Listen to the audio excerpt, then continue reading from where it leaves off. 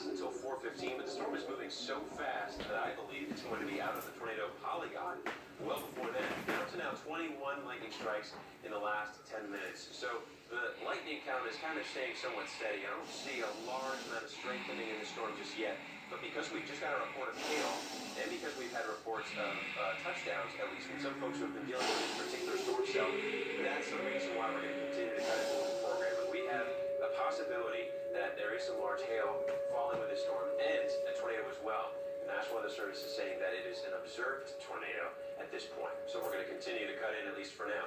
This tornado warning is the new polygon just issued. So if you are tuning in because you are in this area, and you saw that here we're on WVBJ continuing our storm team coverage of this particular tornado that may be still on the ground.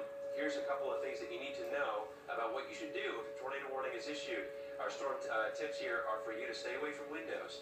You need to get to the lowest floor of your building, if at all possible, which, again, would be a basement in the best case scenario. Another case scenario would be maybe you going in towards a hallway or a closet. A room where you can be completely surrounded by walls that do not touch the outside of the house. You want to be completely surrounded by walls that are still indoors. Basically, a bathroom or hallway will be a room that you can do that. Now, ultimately, grabbing a helmet and shoes are very important too. So if you're in this new tornado warning, get a helmet to protect your head from flying debris. Get shoes to protect your feet from debris that's already kind of come down after the storm has passed. If you have to kind of move around there and get out of perhaps some damage. Abandoned cars and mobile homes too, and seek sturdy shelter at all costs. So we've had some wind picked up with this rain here that's been moving through parts of West Tennessee. We're going to come back to radar in a moment. This is a video that was sent to me on Facebook that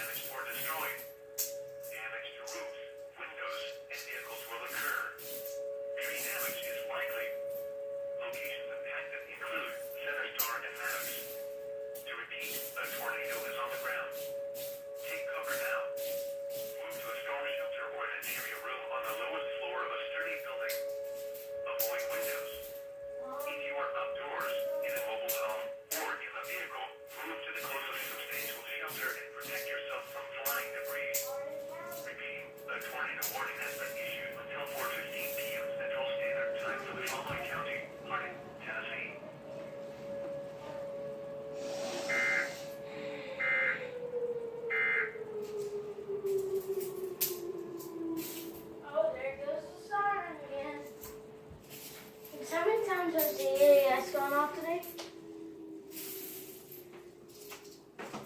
That's the most in a day I ever